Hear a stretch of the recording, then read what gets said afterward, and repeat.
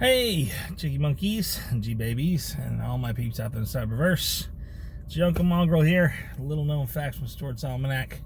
This is going to be number 18. The long awaited standing toe to toe with the giant.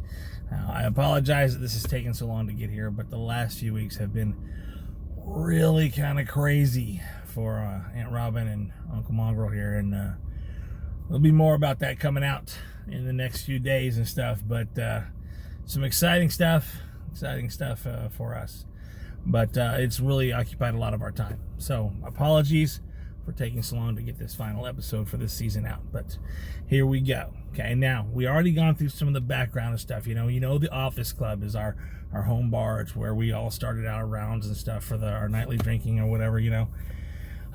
You've heard about of course me, Randy and English John making up the Three Musketeers.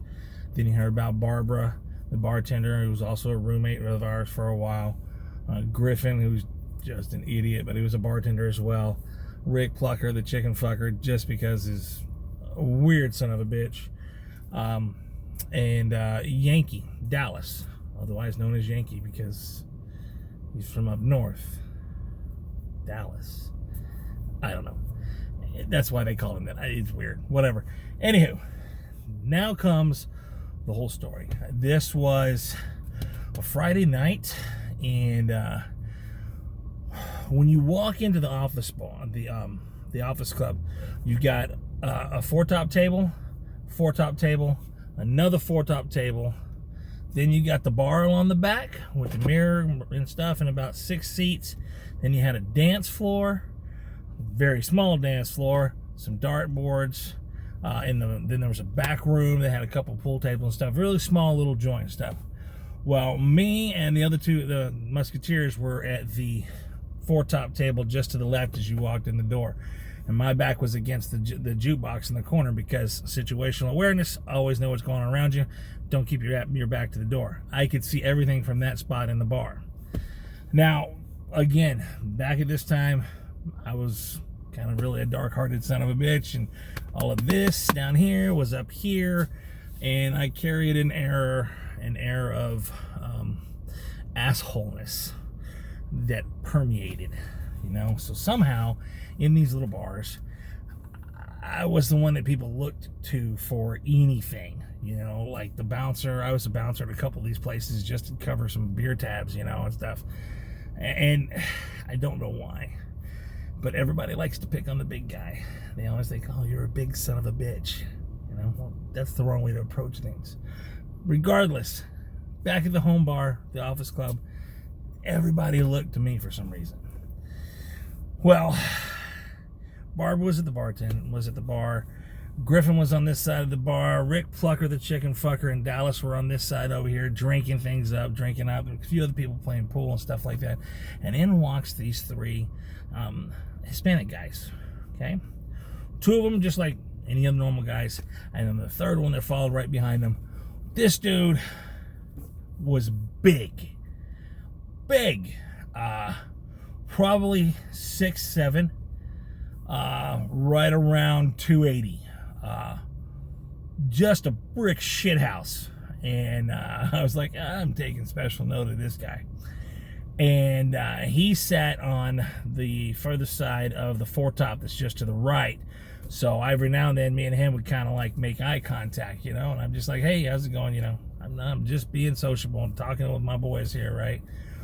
Well, Yankee'd been there all afternoon. He'd been drinking up a storm, and so he was about 3 sheets into the wind, and he was kind of already stumbling around. And we was watching him, and he'd go over and he'd circle their table and stuff, and then he'd like say a thing, something or another. We couldn't hear him and stuff, but everybody's starting to get riled up over there. And he'd come over and he'd sat down at the table at our chair at our table, and he said, "Do you think these boys are coming into our bar here?" I looked at him. I said, "Our bar? When the hell did your name get on the lease?" Yeah. I was like, just shut up, Yankee. Leave the people alone. Let them drink the beer. Go sit at the bar. He got up and he goes back to the bar, but it wasn't enough. His ass had to keep circling around and poking the bear, poking the bear. What happens when you poke the fucking bear enough? The bear's gonna fucking poke back. Well, John and Randy and I are sitting there, and we're just talking. Every time Yankee would do something, I said, this guy's gonna get his ass beat. And this guy's gonna cause some shit here in the bar. And the night's just started, you know. And sure enough, all of a sudden, out of nowhere, we heard pop. And there's a distinct sound when a fist meets a nose, and it pops. And it pops like blood going everywhere. It is a very, very distinct noise, and those of you out there who have heard it before or felt it before know exactly what it is. And my instant thought was, he busted his nose. And when I looked over, sure enough, Yankee was down on his back on the floor between the two tables. The guy was looking at me, and I looked down at Yankee. I said, I told you that man was going to bust your nose. Stop being an asshole. And he got up and he stumbled and he leaned over on our table, and I was like, I handed him some napkins. I said, get your bloody nose away from me. He says, well, what are you going to do? I said, I'm going to tell you right now, I told you were being an asshole. You need to go buy that man a beer, bring it back to him, and sincerely apologize for being an asshole, and then go back and sit to the bar. Yankee goes to the bar. Barbara heard me tell this and already had a beer out on the table waiting for Yankee to get. Yankee took it over to this nice man, handed it to him, and sincerely apologized for being an asshole. Exact words. I'm sorry, I was an asshole. Then turned around and went back to the bar and left the man alone. Deal was done, right?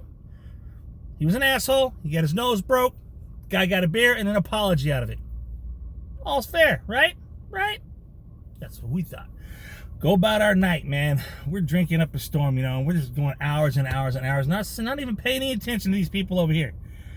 And then all of a sudden, you know, English John had this way about him that he knew when his drunk was coming on.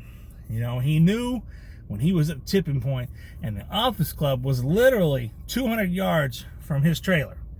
So English John would notoriously never say goodbye. You would be talking to him, drinking a beer, you'd turn around, and you'd turn back around, and he'd be gone.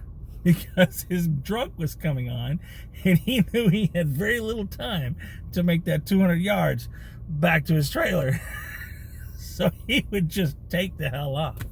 Well, sometime we're getting close to the end of the night, and it's just me and Randy, and we didn't know John left, so he had his drunk came on and he took off.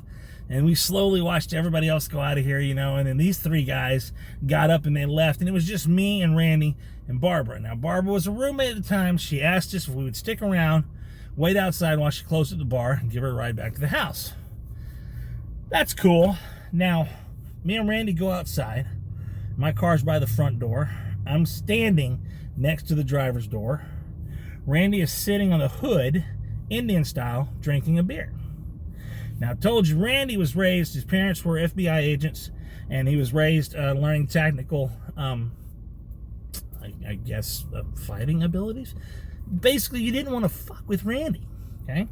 So, I always felt comfortable with Randy around, you know, and I'd been in enough scrapes and stuff, I knew how to handle myself. But we're sitting there talking, and all of a sudden, on the far end of the parking lot, we see this little light come on, and both of us, situational awareness, don't even acknowledge it, but we both go, did you see that? Yeah, we see that.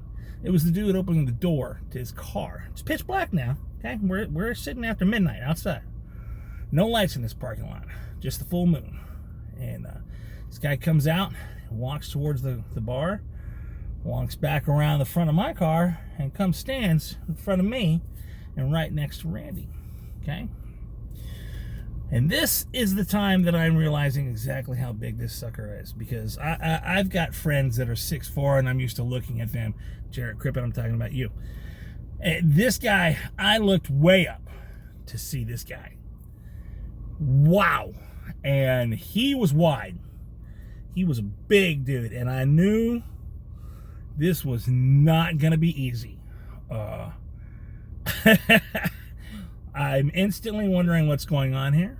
And as he's walking up and positioning himself in front of me, I've already shifted my weight to my left foot, where I can lean back on my right and move forward with some power. I already shifted my arms and my shoulders, and I knew with this guy I had one shot, and it was going to be right here right there.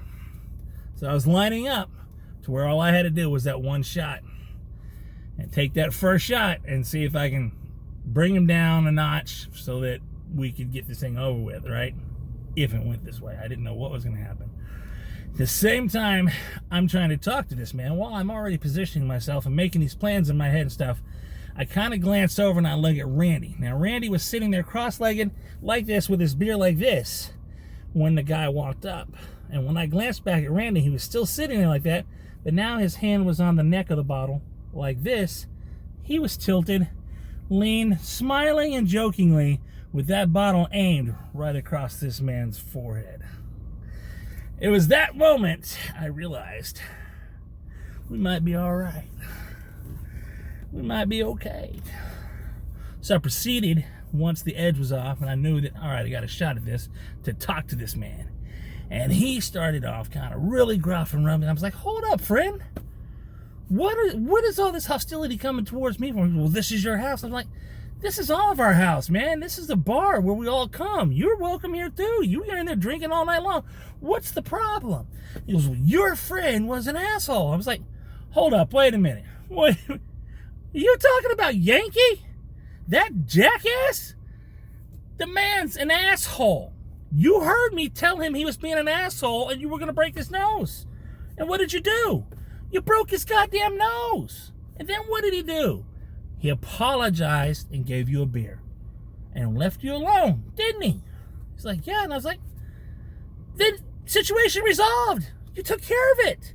I don't know what the problem is, man. And I don't want nothing from it. So, come on back tomorrow. It's Saturday. I'll buy you a beer myself. Get to know, talk a little bit more. But right now, she's closing up and we're going to roll out of here. And as I was bringing all that up, I saw this man went from this to,